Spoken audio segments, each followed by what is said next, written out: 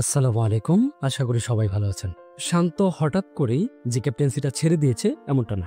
সেটা কিন্তু বিসিবিতে ভিতরে অনেক আগেই খবর ছিল যে শ্রীলঙ্কা টেস্ট সিরিজটার পরে তিনি এই ঘোষণাটা দিবেন এবং তার প্ল্যান মোতাবেক সেটাই হয়েছে। নাজমুল হোসেন শান্ত ক্যাপ্টেন্সিটা ছাড়ার পর কিছু প্রশ্ন রেখে যাচ্ছেন এবং এগুলো জনমনে ঘুরছে এবং যারা ক্রিকেট ফলো করেন বা ক্রিকেট প্রেমী আছেন তারা এই প্রশ্নগুলোর উত্তর খুঁজে বেড়াচ্ছেন।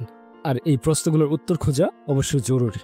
আগে বলে নিচ্ছি যে শান্ত ক্যাপ্টেন্সিটা কেন হঠাৎ করে ছেড়ে দিল। শান্ত তো বিগত অনেক দিন ধরেই বাংলাদেশের 3 ফরম্যাটেরই ক্যাপ্টেন, এটা আপনারা সবাই জানেন। একাধারেই ওয়ানডে, টেস্ট, টি-20 3 ফরম্যাটেরই তিনি ক্যাপ্টেন্সি করছেন। এখন তার যদি ক্যাপ্টেন্সি হিস্টোরিটা দেখি, টেস্টে তিনি কয়টা ম্যাচ ক্যাপ্টেন্সি করেছেন, কয়টা জিতেছেন, ওয়ানডেতে কয়টা ম্যাচ তার অধীনে খেলা হয়েছে, কয়টা ম্যাচ বাংলাদেশ জিতেছে, টি-20 ক্ষেত্রেও একই, কয়টা ম্যাচ খেলা হয়েছে বা কয়টা বাংলাদেশ জিতেছে। এখন বিষয় হচ্ছে এই পার্সেন্টেজের হিসাবটা যদি করতে যাই বাংলাদেশ দলের ক্ষেত্রে যে ক্যাপ্টেন্সি থেকে ভালো করেছে, আসলে এখানে ক্যাপ্টেন্সির ভালো করার কোনো ওইরকম ইফেক্টই এই দলের মধ্যে পড়ে না।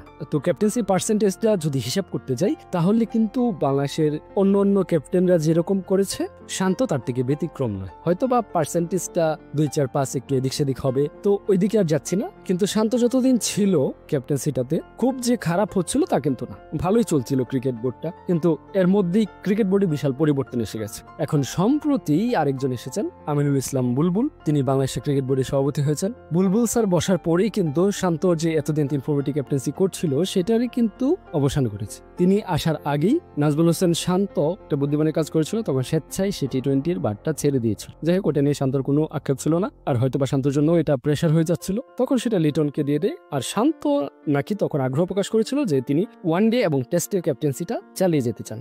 তো সেভাবেই চলছিল এবং এই কিছুদিন আগে হয়তো যদি আবার বিসিবির প্রেসিডেন্ট পরিবর্তন না হতো তাহলে হয়তো এভাবেই থাকতো, শান্ত ওয়ানডে এবং টেস্টের ক্যাপ্টেন্সি করতো আর লিটন দাস টি-20। এবং এটা নিয়ে নাকি বিসিবির মধ্যে আলোচনা হয়েছে যে শান্তকে ওয়ানডে ক্যাপ্টেন্সি থেকে বাদ দিয়ে তাকে শুধু টেস্টে ক্যাপ্টেন্সি দেওয়া হোক। আর এই খবরটা যখন শান্ত কান পর্যন্ত গিয়েছিল তখন শান্ত স্পষ্ট জানিয়ে দিয়েছিলেন যে তিনি টেস্টের ক্যাপ্টেন্সি ছেড়ে দিতে রাজি আছেন, কিন্তু ওয়ানডে না, তিনি ওয়ানডে ক্যাপ্টেন্সিটা চালিয়ে যেতে চান। কিন্তু তখন এই বিষয়টা নিয়ে হয়তোবা এত বেশি শান্তর সাথে আলোচনা হয়নি বা এটা সিরিয়াসলি কোনো কিছু বোর্ডও নেয়নি। বোর্ড তাদের মতো সিদ্ধান্ত নিয়ে এই শ্রীলঙ্কা সফর চলাকালে শান্তকে ওয়ানডে ক্যাপ্টেন্সি থেকে বাদ দিয়ে মেহেদী হাসান মিরাজকে ওয়ানডে ক্যাপ্টেন্সি দেওয়া হয়েছে। মেহেদী হাসান মিরাজ ক্যাপ্টেন্সি করার মতো যোগ্যতা রাখে, এটা নিয়ে কোনো প্রশ্ন না। কিন্তু প্রশ্ন হচ্ছে শান্তকে তার প্রিয় যে ফরম্যাটটা বা যেটার প্রতি তার আগ্রহ ছিল ক্যাপ্টেন্সি করার জন্য, যে ফরম্যাটটাতে, সেই ফরম্যাট থেকে তাকে এভাবে সরিয়ে দেওয়া হলো এবং তার সাথে ওইরকম নাকি আলোচনাও করা হয়নি, তাকে জানানো হয়নি। তবে বোর্ডের অবশ্যই এটা নিয়ে আলোচনা তার সাথে সরাসরি করে নেওয়া উচিত ছিল।